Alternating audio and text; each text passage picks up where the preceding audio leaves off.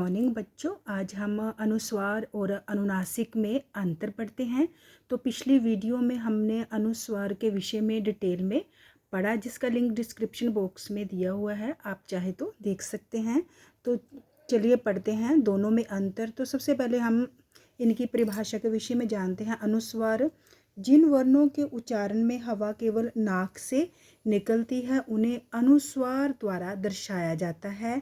अंगा इसे अनुस्वार कहते हैं जिसके उच्चारण में सांस केवल नाक से निकलती है। अंगा का चिन्ह क्या होता है? बिंदु होता है। ये वर्ण के ऊपर बिंदी के रूप में आता है। तो अब हम अनुनासिक की परिभाषा पढ़ते हैं। अनुनासिक वे स्वर है जिन्हें बोलते समय हवा मुंह के साथ साथ नासिका नाक से भी बाहर निकलती है। अनुनासिक का चिन्ह क्या होता है?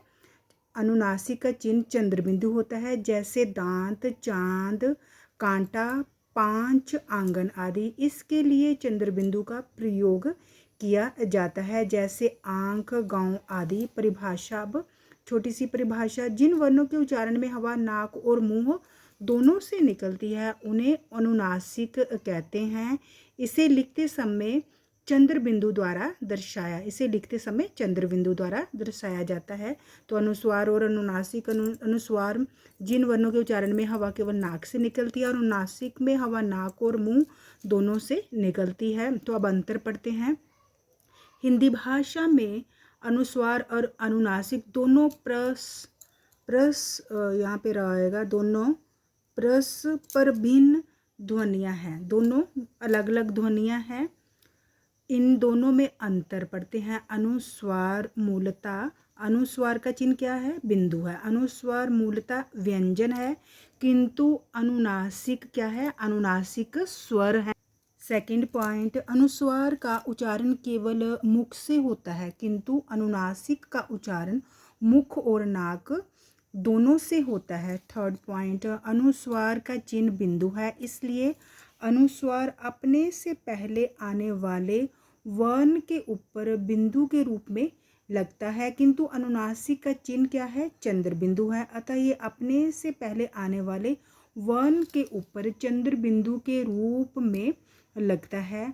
अनुस्वार क्या है? फोर्थ पॉइंट, अनुस्वार नासिकीय व्यंजन के रूप में, नासिकीय नाक, अनुस्वार नासिकीय व्यंजन के रूप में बोला जाएगा तथा अनुनासिक नासिकीय स्वर के रूप में बोला जाएगा। तो अब हम अनुस्वर की उदाहरण लेते हैं, जैसे अंक ऊपर बिंदु, संत के ऊपर बिंदु, मंत्र, हंस, कंस, कंगन, जंगल, गंगा, पंप, कंठ, मंच, पतंग, लंबी, नींद, सुंदर, मंडल आदि। तो ये किसके उदाहरण है? अनुस्वर के उदाहरण है। अब अनुनासिक के उदाहरण लेते हैं, जैसे आंख, यहाँ पे चंद्रबिंदु, गांव, चांद, सांस, सांप, पांच, माँ, कांच, कुआ, पूंछ, पहुंच, टांग, बूंद, बांस, आंगन आदि। तो इस प्रकार अनुस्वार तथा अनुनासिक दो भिन्न अलग अलग ध्वनियाँ हैं, इसलिए इनके प्रयोगों में सावधानी रखने की आवश्यकता होती है। सामान्य रूप से एक समान प्रतीत होने वाले दो शब्द केवल अनुस्वार तथा अनुनासिक के प्रयोग के आधार पर परस्पर भिन्न अर्थ देने लग जाते हैं। एक जैसे शब्द जो है प्रतीत हो रहे हैं, परंतु अनुस्वार तथा अनुनासिक के प्रयोग के आधार पर अलग अर्थ देने लग जाते हैं। जैसे हंस और हंस लेते हैं, इन दोनों शब्दों में अनुस्वार और अनुनासिक के प्रयोग से इनके अर्थ भिन्न भिन्न हो गए हैं। जैसे हंस, यहाँ पे हमने क्या लगाया? अनुस्वार का चिन्ह बिंदु लगाया है, तो हंस का अर्थ है एक पक्षी। तो यहाँ पे हमने अनुनासिक का चिन्ह क्या लगाया है? चंद्र बिंदु का अर्थ है हंस, चंद्र बिंदु लगाया, तो हंस का अर्थ है हंसना। तो दोनों क्या है? दोनों के अर्थ क्या है? अलग अलग हो गए हैं।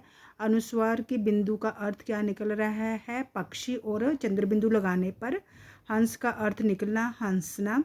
तो अनुनासिकता को लिखने के लिए दो चिन्ह बनाए गए हैं, बिंदु तथा चंद्र बिंदु। बिंदु तथा चंद्र बिंदु जिन स्वरों की शिरोरेखा के ऊपर स्थान खाली होता है, जिन स्वरों की शिरोरेखा, अब मैंने र लिखा, यहाँ पे क्या लिखा? र लिखा, तो र के ऊपर मैंने जो लाइन लगाई है ये क्या है? शिरोरेखा है। जैसे र लिख दिया, र के ऊपर लाइन लगा दी, तो ये क्या है, शिरोरेखा। तो जिन स्वरों की शिरोरेखा के ऊपर स्थान खाली होता है उन पर चंद्र बिंदु लगाया जाता है। जैसे गाँव है, गाँव लिखा हुआ है तो यहाँ पे स्थान खाली है, यहाँ पे कोई मात्रा नहीं है। तो कुआं के ऊपर भी कोई मात्रा नहीं है, हंसना, हंस के ऊपर भी, ह के ऊपर भी कोई मात्रा नहीं है। पूंछ, तो जिन स्वरों की शिरोरेखा, ये शिरोरेखा है, ये लाइन जो है इनको शिरोरेखा कहते हैं। जिन स्वरों की शिरोरेखा के ऊपर स्थान खाली होता है उन पर चंद्र बिंदु लगाया जाता है, तथा जिनके ऊपर स्थान खाली नहीं है, जिन पर स्थान खाली नहीं है, मात्रा लगी हुई है, उन पर बिंदु। तो जैसे यहाँ पे मात्रा लगी हुई है, कौन सी मात्रा लगी हुई है, छोटे ओ की मात्रा लगी हुई है। किसकी मात्रा लगी हुई है, छोटे ओ की मात्रा लगी हुई है। तो यहाँ पे अगर हम चंद्र बिंदु का प्रयोग करेंगे तो ये क्या है, अच्छा प्रतीत नहीं होगा। तो इसलिए हमने सुविधा के लिए यहाँ पे किसका प्रयोग किया है, बिंदु का प्रयोग किया। अब भैंस के ऊपर किसकी, भ के ऊपर किसकी मात्रा है, डबल बड़ी ए की मात्रा, किसकी मात्रा है, यहाँ पे स्थान खाली नहीं है, शिरोरेखा के ऊपर क्या लगी हुई है, बड़ी ए की मात्रा है। तो यहाँ पे भी हमने सुविधा के लिए बिंदु को प्रयोग किया है। अब माँ के ऊपर क्या है, छोटी ए की मात्रा है, तो यहाँ पे शिरोरेखा है, माँ शिरोरेखा लाइन खींची, तो स्वर की मात्रा क्या लगी हुई है, स्वर की मात्रा छोटी ए है। तो यहाँ पे चंद्र बिंदु का प्रयोग जो है अशुद्ध माना जाएगा। यहाँ पे हमने किसका प्रयोग किया है, बिंदु का प्रयोग किया है। अब माँ के ऊपर क्या है, बड़ी ए की मात्रा है, शिरोरेखा, शिरोरेखा के ऊपर बड़ी ए की स्वर की मात्रा, बड़ी ए की मात्रा, बड़ी ए की मात्रा है। तो यहाँ पे भी हमने बिंदु का प्रयोग किया है। जैसे हम अब मैं लिखा, मैं लिखा, तो अगर हम चंद्र बिंदु का प्रयोग करेंगे तो ये क्या है, ये क्या अशुद्ध प्रतीत, मतलब अच्छा प्रतीत नहीं होगा। तो इसलिए सुविधा के लिए हमने किसका प्रयोग किया है, बिंदु का प्रयोग किया है, अनुस्वर का प्रयोग किया है। जहाँ अनुनासिक का प्रयोग है, यहाँ पे स्वर का प्रयोग। अब आपने ये ध्यान रखना है कि जिनके ऊपर शिर खाली होता है वहाँ पे चंद्र बिंदु लगाया जाता है। तो बच्चों, अगर आपको मेरी वीडियो अच्छी लगी हो तो प्लीज़ इसे लाइक, शेयर और सब्सक्राइब अवश्य कीजिए। धन्यवाद।